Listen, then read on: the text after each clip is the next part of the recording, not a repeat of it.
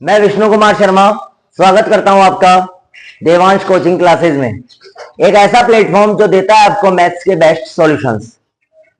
आज हम देखेंगे RBSC class 10th exercise number 8.1 8.1 का क्वेश्चन नंबर फर्स्ट।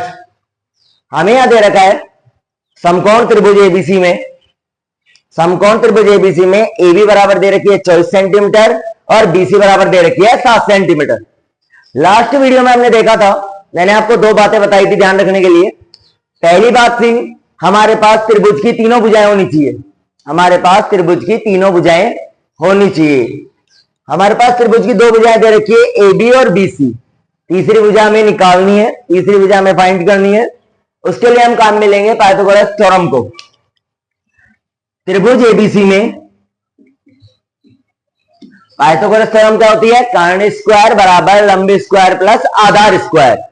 पिछले वीडियो में हमने आपको बताया था कि जो 90 डिग्री के सामने वाली भुजा होगी वो कर्ण होगी।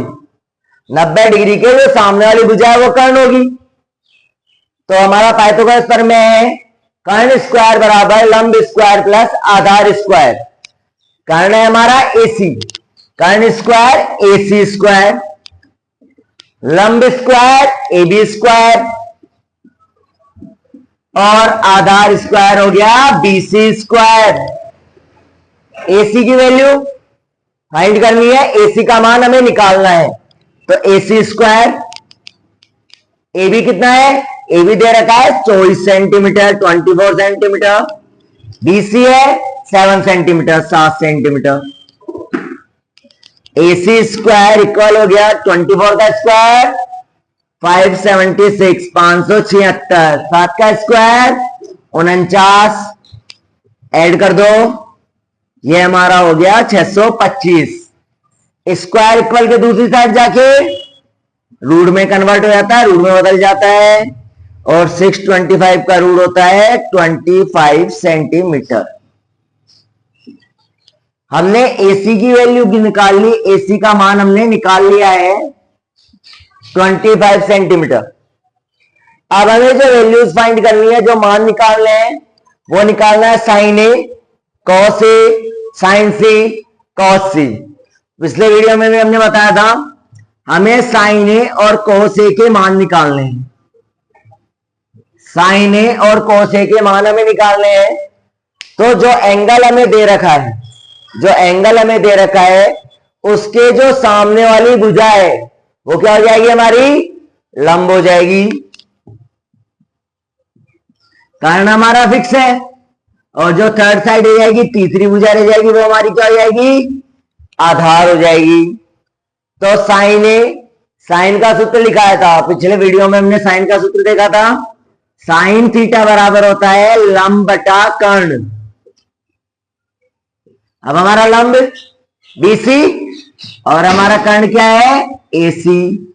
साइन ए की वैल्यू हो गई, बीसी की वैल्यू कितनी है? 7 और एसी की वैल्यू कितनी है? 25। तो साइन ए का मान कितना आ गया? 7/25। कॉस ए, वही एंगल हमारा ए है, तो ए के सामने जो भुजा है वो लंब। कर्ण हमारा फिक्स है और जो थर्ड साइड है वो हमारी क्या हो जाएगी? आधार। कॉस का सूत्र होता है आधार बटा कर्ण, आधार बटा कर्ण। अभी हमारा आधार क्या है? AB और कर्ण क्या है हमारा? AC। AB बटा AC। AB तो है 24 और AC है 25। साइन ए कोसे का मान हमने निकाल लिया। सेकंड हमारे पास है साइन सी कॉस सी। साइन सी, अब हमारा जो कोण है, जो एंगल है वो सी हो गया। इसका मतलब हुआ अब सी के सामने वाली भुजा क्या हो जाएगी? हमारे लंब हो जाएगी। कारण हमारा फिक्स है और जो थर्ड साइड है, जो हमारी तीसरी भुजा है, वो क्या हो जाएगी? हमारी आधार। क्या हो जाएगी? आधार हो जाएगी। अब वापस साइन का हमारा सूत्र क्या होता है? लंब बटा कर्ण। अभी हमारा लंब क्या है? AB और कर्ण क्या है? AC। AB तो हो गया 24 और AC हो गया 25। ये हमारी आ गई साइन सी की वैल्यू। साइन सी का मान आ गया। ऐसे ही जब हमें cos c का मान निकालना है तो हमारा एंगल है सी के सामने वाली जो भुजा वो लंब, कर्ण हमारा फिक्स है, और थर्ड जो साइड है, तीसरी जो भुजा है वो हमारी क्या हो जाएगी, आधार। cos का सूत्र होता है आधार बटे कर्ण। अभी हमारा आधार क्या है, BC, और हमारा कर्ण क्या है, AC, तो 7/25।